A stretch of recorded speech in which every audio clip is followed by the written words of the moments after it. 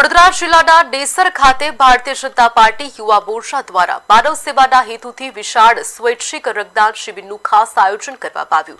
Desar APMC ખાતે સવારે 11 વાગ્યાથી સાંજે 5 વાગ્યા સુધી યોજાયેલી આ શિબિરમાં યુવાનો, કાર્યકરો અને સ્થાનિક નાગરિકોએ ઉત્સાહપૂર્વક રક્તદાન કરીને સેવાભાવનું ઉત્તમ ઉદાહરણ પૂરું પાડ્યું। એસએસજી હોસ્પિટલ વડોદરાના સહયોગથી યોજાયેલી આ શિબિરમાં હોસ્પિટલની નિષ્ણાત ટીમ રક્ત એકત્રિત કરવાની કામગીરી સંભાળી હતી। બપોર સુધીમાં આશરે 25 યુનિટ રક્ત એકત્રિત થયું હતું, જ્યારે દિવસના અંત સુધીમાં 50 થી 60 યુનિટ બ્લડ એકત્રિત કરવાનો લક્ષ્યાંક રાખવામાં આવ્યો।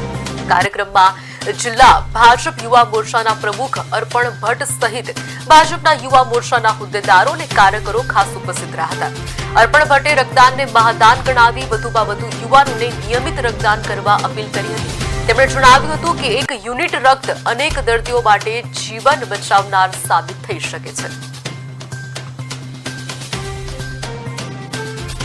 અને ખૂબ સારા યુનિટ ભેગા થાય અને લોકોને જેને બ્લડની જરૂર પડે એને નવી જીવિકા મળે બ્લડથી, એવી અમે આશા સાથે ખૂબ સારું બ્લડ ડોનેશન ડેસર તાલુકામાંથી અમે કરીશું। રક્તદાતાઓએ રક્તદાન કર્યું છે, હજુ બીજા 25-30 લોકો આવશે, 51 લોકો રક્તદાન કરવાના છે।